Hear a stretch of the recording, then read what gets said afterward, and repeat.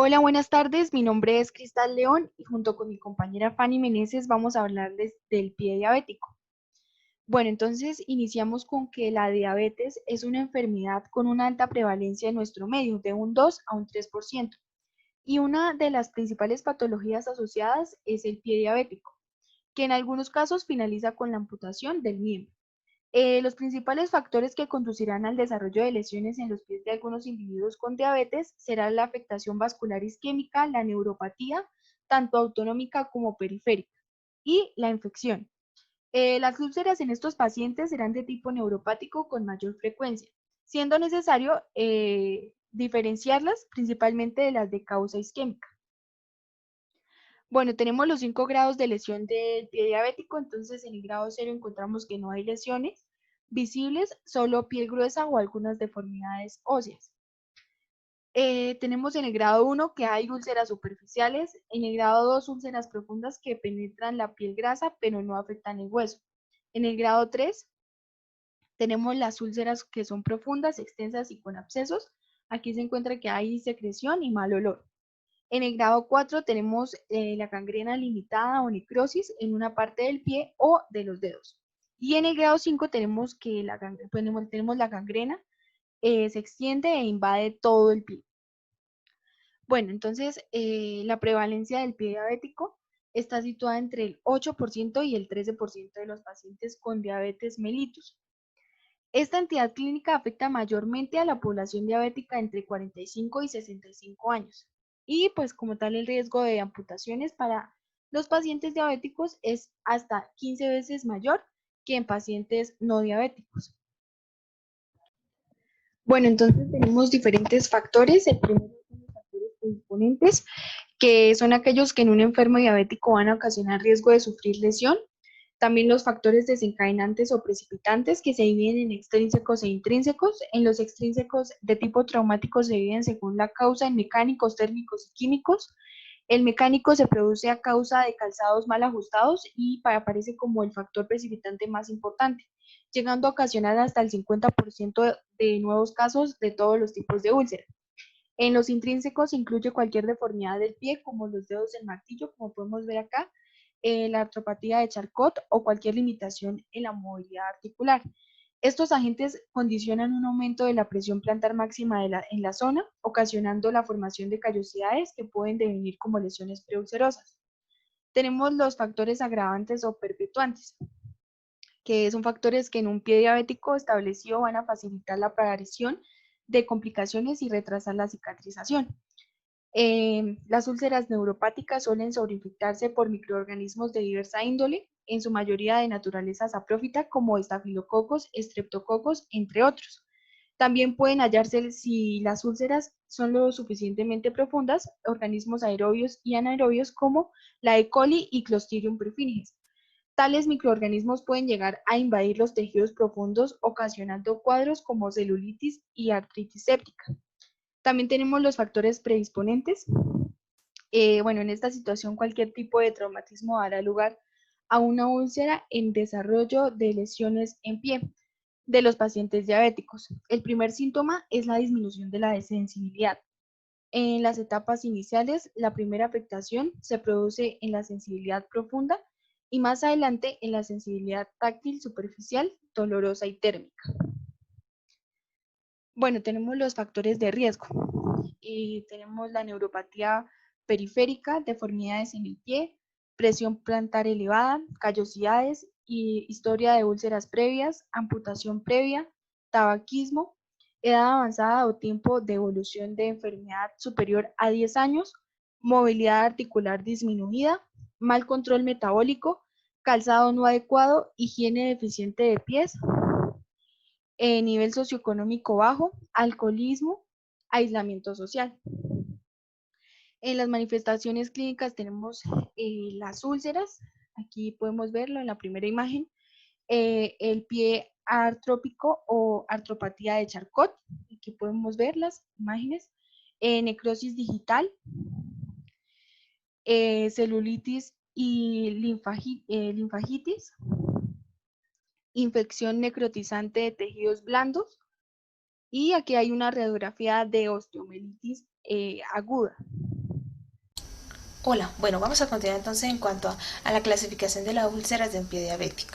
Bueno, existen varios tipos y grados de úlcera diabética según la afectación del pie, ¿no? Entonces, a través de una escala llamada Warner, que está dentro de 6 parámetros, del 0 al 5 se evalúa lo que es la lesión y las características. Entonces, vamos a ver cómo de una lesión nula, ¿sí? Vamos a llegar entonces a una gangrena extensa en donde la complicación es sistémica y pudiendo llegar entonces hasta a comprometer la vida definitiva del paciente.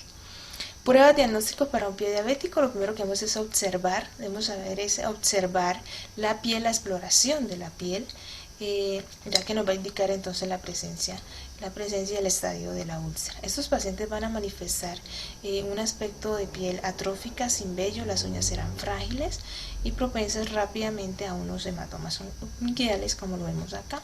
La consecuencia de esa glucosación o niveles altos de glicemia nos va a llevar rápidamente entonces a que esta piel se endurezca y que pierda su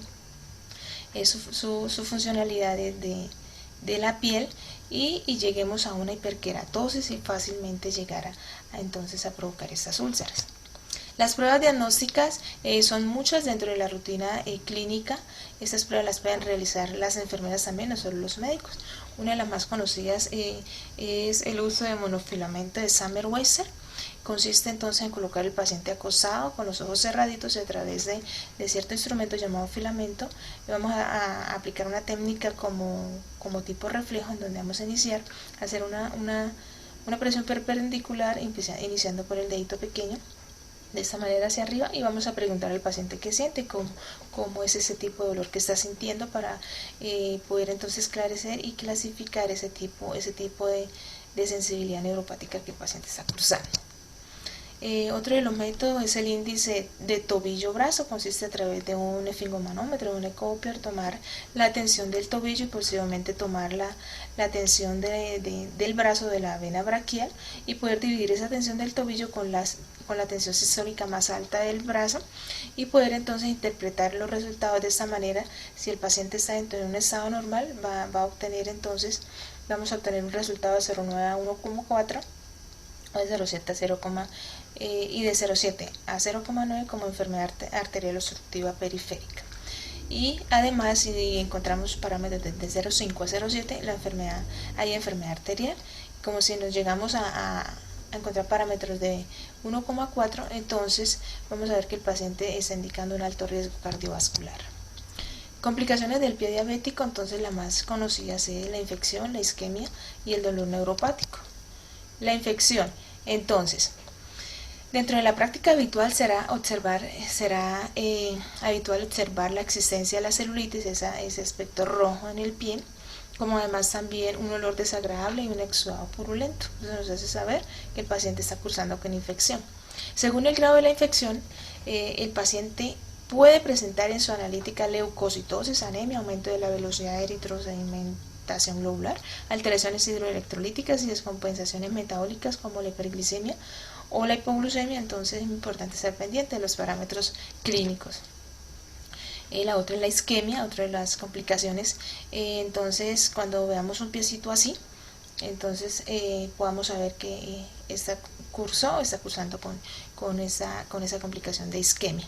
Los signos de isquemia, pues vamos a encontrar la piel brillante, además, el techo necrótico, como ya lo vemos acá, incluso pues un dolor intenso si no se está haciendo presión sobre ella.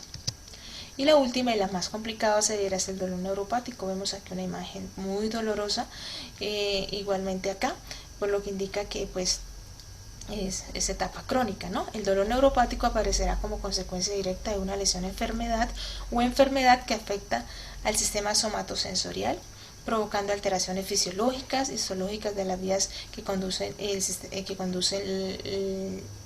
la vía nerviosa.